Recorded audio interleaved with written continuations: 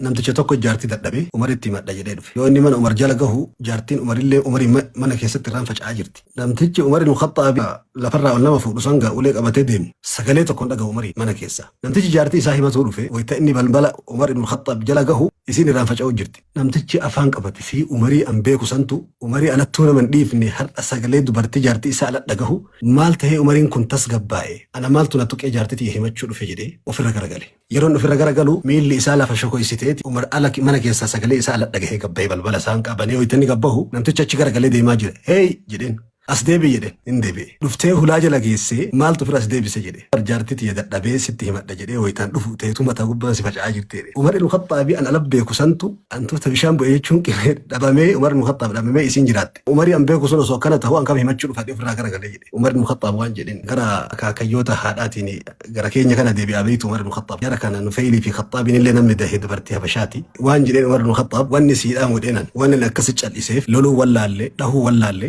garuu galata isin naagoote dachaa jecha kiyya caalina cal'isiisin Umar ibn Khattab. Ibidda jala ooltee garaa kiyya ibiddi naqabate naqabbaneessiti. Ibidda shahwaa gabbaasee ala na salphisu mana keessatti na satarte. Ilmaan babbareeda lo'oluu fakkaattu oomishtee naa kennite jedhee. Uffata kiyya miiccitee ala na bareechite jedhee. Ka isin kan hunda naagoote sabaabuhaa saraab jedhee arraba isiitu matumti isaa qayyootaa fi bishaan fakkaatu malee homaa nan godhu arraba obsuu fi dadhabe jedheen jecha. Wallahi wa billahi wa tallahi. Na dhugoomsitanii na dhugoomsuu baattanis haga fedhe namni yoo hiyyeessate maatii gaarii qabaannaan dureessa. Namni ammas haga fedhe yoo dureessate maatii gaarii qabaachuu baannaan jaartii gaarii qabaachuu baannaan jaarsa gaarii qabaachuu baannaan dachii balloo tanaa itti rakkata. Fooqii inni keessa galuutu hallayyaa goda keessa galan itti ta'a jechuudha.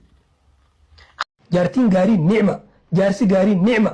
Ulamaan Islaamaa akka jedhan الزوج الصالح نعمة والزوجة الصالحة كنز لا يقدر بثمن إنجان. فايا قتيس أبان فلي بيخون دندين. هجنا بافتي جرام نسي هجنا غرغرة بتجي خنا ملي بيخون دندين يجو. خناف يوربين جارتي جاري سيخن يوربين جار سجاري سيخن. وام ملك جا وام أنا نجان سر ربني الحمد لله أكا جاري جتشو ستيسي سجيتشو. من خيسا نمو قاتي جنب دسي جنبتو. قاتي جدي تسي جد. قاتي برابات الدعايشي يقولون. خناعة الدنيا تنرت نعمة ونمان جانو مالتوها خناف فايدان فودا فوني نعمة بك قلبي نما اتتسقب بويتو بك نمني اتبشن ننو يجو قرين نما قرو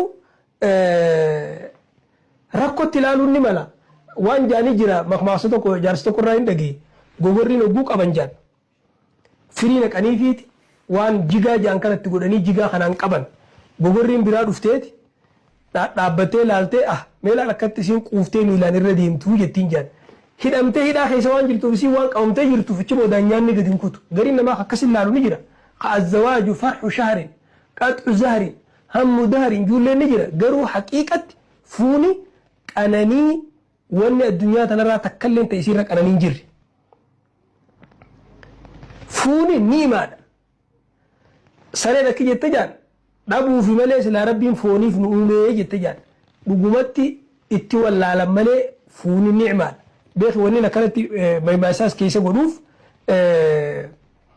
himata wallaalanii hayyuu abaaranii gabaa wallaalanii gurgurata wallaalanii gabaa abaaran jaaniimi gaalli jaan ulee ifii beeku malee sodaatu jaan ulee inni beeku yoo dhawan malee gaala amma waccee mukaa qaqalloo dhedheertuu baadiyyaa dhawaniin kana malee ulee guddoo fudhatten sodaatu qawwee sodaatu abileen sodaatu tanaafin waan oromoon jettu tanaas waan ummanni keenya haasa'u tanaas wanni nin keessa godhaa deemuuf sani akkana jettee oromoon oguu hammaatu qabeenya qabaatuun gaariidha jireenya mijataan ammoo irra gaariidha maatii nagayaa wajjin jiraatan argachuun ammoo hundumarraa gaariidha jedhan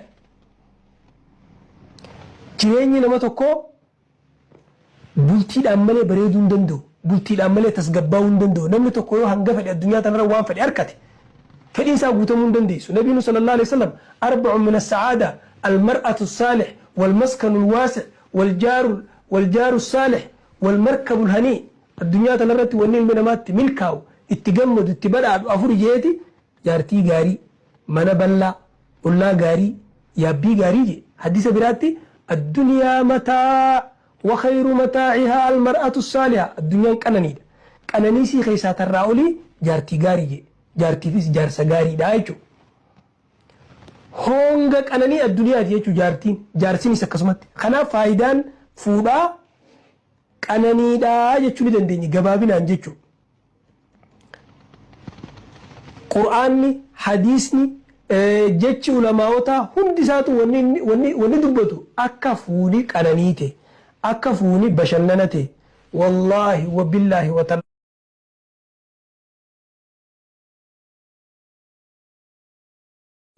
Maatii gaarii qabaannaan dureessa.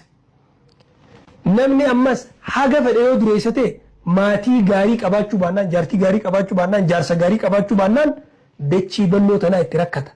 Fooqii inni keessa galuutu hallayyaa goda keessa galan itti ta'a jechuudha. Kanaafuu yoo beeki jaalalti keessa hin jiraanne wantoota bultii keessa jiraachuu qabu jiraa miti. Waan akka jaalala, kabajaa, takka reefu dubbannee wal amanuu wantoonni akkanaa dirqama keessa jiraachuun. Yoo kun keessa hin jiraanne ni'imaa ta'uu hin danda'u. Addunyaa kanarratti fuuni gabaabsee waan akkanatti qabxii qofa kaasee yoo siime ta duraa ni'imaa jechuu dandeenya.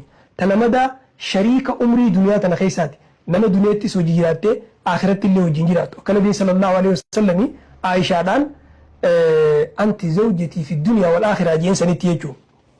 Ta biraa gabaabinaan sababaa durummaati jechuu illee dandeenya. وأنكحوا الأيام منكم والصالحين من عبادكم وإمائكم إن يكونوا فقراء يغنهم الله من فضله. السلف الصالح عيسى أبو بكر الصديق كجي أطيعوا الله فيما أمركم به من النكاح ينجز لكم ما وعدكم من الغنى. ربي نسني فودا إني سنين جيسان قفا فوداتي إننيس إسنين دروم ساسا إسنين في بوتا بعلم سن إسنين في بوتا يجي سبب دروم ما تيجي دندين. Kanaaf gama biraatiin ilmaan gaggaariin faayidaa fuudhaati. Nama yoggaa ati duute addunyaa tanarratti si booda hafee ajiriin akka ajiriin kee kan dhaabbanne hanga guyyaa qiyaamaatti waan izaamaata al-insaanu hin qaxa'anu amalu illaa min salaasaa jee ilmi namaa yoggaa du'e wanni inni hojjetu hundirraa citti waa sadii malee jee sadaqaa jaariyaa fi ilmu yuntafa'u bihi fi waladun saalihu yad'u lahu ilma gaarii rabbi isaa kadhatu jee. Gama biraatiin faayidaan fuudhaa tanuma amma as jirtu talafatana jirtu yoo laalleewu namni hoggaa fuudhe haraamirraa isin egeebee yaa ma'ashara shabaab man istata'a minkum alba'ata falyatazawwaj fa'innahu aghaddu lilbasar wa ahsanu lilfarj. Ijaas isin gaqqabaa fuuni haraamirraa isin tiisaa. Haraamirraa tiifamuun faayidaa fuudhaati. Haraamirraa tiifamuun jechuudha. Dheeree seensa Haji Najjaash. Kanaaf fuuni walumaa galatti fuuni ni'imaa daangaan qabne bashannana daangaan qabne jechuudha.